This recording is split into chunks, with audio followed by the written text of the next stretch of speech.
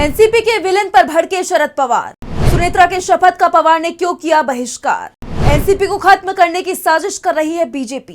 NCP को अब नहीं मिलेगा वित्त मंत्रालय। प्रफुल्ल पटेल, सुनील तटकरे, धनंजय मुंडे और पार्थ पवार, ये वो चार नाम हैं जो एनसीपी के अंदर सबसे बड़े विलेन हैं। ये वो नाम है जो अजीत पवार के बाद पार्टी के सभी फैसले ले रही हैं।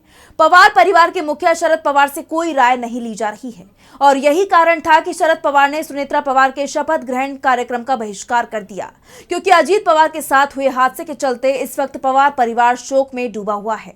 इसलिए शरद पवार ने कोई तीखा बयान तो नहीं दिया, लेकिन ये कहकर कि एनसीपी में क्या हो रहा है उन्हें इसकी कोई खबर नहीं है। और दूसरा, अगर सुनेत्रा बीजेपी के साथ हैं तो मैं वहां नहीं रहूंगा, बहुत कुछ बता दिया है।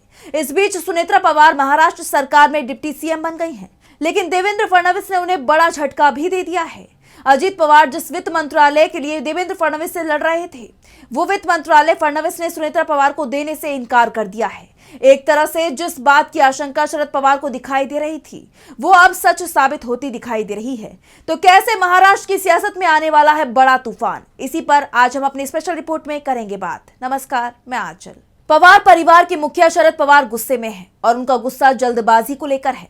जिस तरह से जल्दबाजी में एनसीपी ने सुनेत्रा पवार को विधायक दल का नेता चुना और आनंद फानन में उन्हें डिप्टी सीएम बनाया, इससे शरद पवार नाराज हैं। इसलिए ना तो वो शपथ ग्रहण समारोह में शामिल हुए और ना ही उनकी बेटी सुप्रिया सुले ही इस कार्यक्रम में शामिल हुई। पवार ने यहां तक कह दिया कि सब कुछ मुंबई में हो रहा है, उनकी पार्टी के नेता फैसले ले रहे हैं, हमें तो अखबारों से खबर मिल रही है। पवार का ये कहना है कि सब कुछ मुंबई में हो रहा है, कुछ हद तक तो सही है, लेकिन सब कुछ मुंबई में हुआ ऐसा भी नहीं है। दरअसल जिस दिन अजीत पवार का बारामती में अंतिम संस्कार किया गया, उसी दिन बारामती के सिटी इन होटल में सुनेत्रा पवार को डिप्टी सीएम बनाने की रणनीति तैयार हो रही थी। सुनील तटकरे, प्रफुल्ल पटेल, धनंजय मुंडे और हसन मुशर्रफ के बीच एक बैठक हुई। इस बैठक को बेहद गुप्त रखा गया था।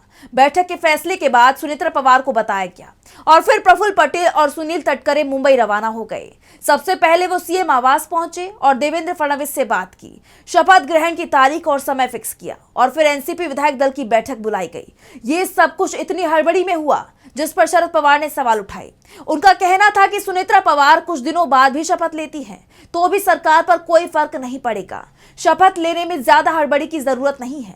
लेकिन एनसीपी के नेताओं ने शरद पवार से ना तो राय ली और ना ही उन्होंने जो मैसेज दिया उसे माना ही। इसके चलते पवार की नाराजगी दिखाई दे रही है। वैसे शरद पवार ने जिस हड़बड़ी को लेकर सवाल उठाए थे, उसके नतीजे भी दिखने लगे हैं।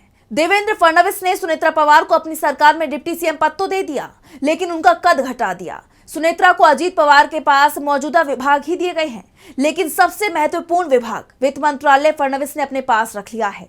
और अब ये तय माना जा रहा है कि 6 मार्च को महाराष्ट्र विधानसभा में देवेंद्र फडणवीस ही बजट भी पेश करेंगे। भले ही बाद में वित्त मंत्रालय अपने किसी और मंत्री को सौंप दे, लेकिन संभावना अब इसी बात की दिखाई दे रही है कि वित्त मंत्रालय अब बीजेपी के पास ही रहने वाला है। यानी सुनेत्रा के साथ एनसीपी का कद भी अब महाराष्ट्र सरकार में घटा दिया गया है। वैसे बीजेपी की तरफ से ये कोई अचानक नहीं किया गया है, बल्कि एनसीपी को लगातार कमजोर करने की कोशिश की जा रही है और यही कारण था कि अजीत पवार महायुति छोड़ने की तैयारी करते दिखाई दे रहे थे। शरद पवार का हाल ही में एक बयान भी सामने आया था, जिसमें उन्होंने कहा था कि अजीत एनसीपी के दोनों गुटों को एक साथ लाना चाहते थे। दोनों ही पार्टियों के बीच विलय की बात तय हो चुकी थी, 12 फरवरी की तारीख भी तय हो गई थी, लेकिन अजीत के जाने के बाद अब एनसीपी का मर्जर अटक गया है। उसका कारण भी है शरद पवार ने जिस तरह से सुनेत्रा पवार के शपथ ग्रहण का बहिष्कार किया, यहां तक कह दिया कि मुझे वहां क्यों होना चाहिए। पवार लगातार बीजेपी के साथ जाने की संभावनाओं को खारिज करते रहे हैं। ऐसे में जब सुनेत्रा पवार ने डिप्टी सीएम पद की शपथ ली, तो उसके साथ ये भी तय हो गया कि एनसीपी का अजीत गुट फिलहाल सरकार से बाहर नहीं आ रहा है और इसके पीछे भी 4 नेताओं प्रफुल्ल पटेल, सुनील तटकरे, धनंजय मुंडे और पार्थ पवार का हाथ बताया जा रहा है। और यही कारण है कि शरद पवार इन चारों ही नेताओं से नाराज दिखाई दे रही हैं। पवार ने संकेतों में यहां तक कह दिया है कि यही नेता हैं जिनके कहने पर अजीत पवार ने पार्टी को तोड़ा था और यही वो लोग हैं जो एनसीपी के मर्जर के खिलाफ खड़े थे। बिना नाम लिए पवार ने कहा कि पार्टी के कुछ लोग और बीजेपी के नेता नहीं चाहते थे कि एनसीपी के दोनों गुटों का विलय हो। पवार का कहना है कि अगर एनसीपी का मर्जर होता तो इससे सत्ता के केंद्र बदल जाते और बिचौलियों की भूमिका खत्म हो जाती। इसलिए अजीत की अंतिम इच्छा के खिलाफ जाकर नई साजिश रची गई। पवार ने साफ कह दिया है कि कोई भी साजिश कामयाब नहीं हो पाएगी, क्योंकि एनसीपी की सियासत का मुख्य केंद्र बारामती है। पवार ने कहा है कि बारामती का 7/12 मैंने अजीत पवार के नाम किया था। मराठी में 7/12 का मतलब होता है मालिकाना हक। पहले शरद पवार ही बारामती से विधायक थे, बाद में उन्होंने ये सीट अजीत पवार को सौंप दी थी और फिर अजीत लगातार बारामती से चुनाव जीतते रहे। शरद पवार ने इसी का जिक्र करते हुए कहा कि अब अजीत जीवित नहीं है, इसलिए बारामती का 7/12 उसके मूल मालिक यानी मेरे पास वापस लौट आया है। मैं इसे वापस ले रहा हूं। पवार का ये कहना किसी बड़े सियासी संकेत की तरफ इशारा कर रहा है। वैसे सवाल ये भी उठ रहे हैं कि एनसीपी की कमान किसे सौंपी जाएगी, क्योंकि ये माना जा रहा था कि सुनेत्रा पवार एनसीपी विधायक दल की नेता बनेगी और उन्हें ही एनसीपी का अध्यक्ष भी बनाया जाएगा। लेकिन सुनेत्रा को पार्टी की कमान सौंपने पर कोई फैसला नहीं हुआ है। प्रफुल्ल पटेल एनसीपी के कार्यकारी अध्यक्ष हैं, यानी अब पूरी तरह से वो ही पार्टी के फैसले लेते दिखाई देंगे। लेकिन पटेल के अध्यक्ष के रूप में काम करने पर विरोधी दलों की तरफ से तीखी प्रतिक्रिया आई है।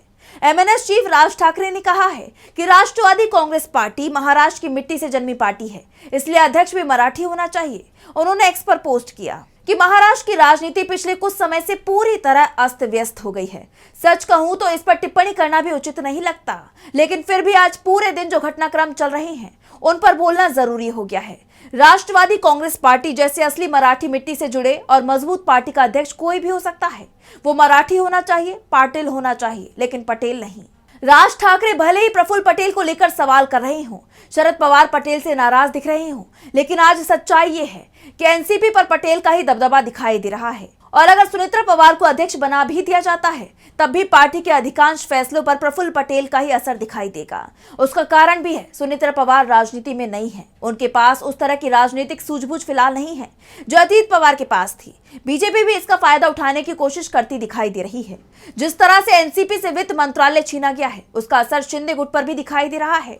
शिंदे जिनके बारे में बार बार नाराज होने की खबरें सामने आती रही हैं, अचानक बैकफुट पर दिखाई दे रही हैं, क्योंकि अब तक शिंदे ये मान रहे थे कि अजीत ज्यादा समय तक महायुति में नहीं रहेंगे, लेकिन अब उनके जाने के बाद हालात बदल गए हैं। सुनेत्रा ने जिस तरह से आनन फानन में मंत्री पद को लेकर दावेदारी की, उससे शिवसेना भी चौंक गई है।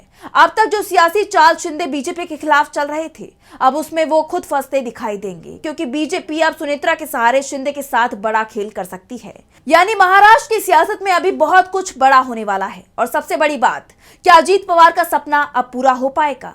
अजीत पवार के जाने के बाद शरद पवार हो या फिर अजीत पवार के करीबी एनसीपी के दूसरे नेता, वो इस बात को मान रहे हैं कि अजीत पवार की आखिरी इच्छा थी कि पार्टी और परिवार एकजुट रहें, दोनों एनसीपी फिर से एक साथ आ जाएं। परिवार तो एकजुट है, अजीत पवार के जाने के बाद ये दिखाई भी दिया है, लेकिन पार्टी के दोनों गुट एकजुट हो पाएंगे, इस पर सवाल उठने लगे हैं। क्योंकि अब इसकी पहल शरद पवार की तरफ से नहीं होनी है, ये पहल एनसीपी की तरफ से होनी है। और जिस तरह से सुनेत्रा ने डिप्टी सीएम पद की शपथ ली है, उससे साफ है कि एनसीपी अब मर्जर के प्लान से पीछे हट रही है। तो फिलहाल स्पेशल रिपोर्ट में बस इतना ही। वीडियो पसंद आया तो लाइक करें, साथ ही हमारे चैनल को सब्सक्राइब करें। नमस्कार।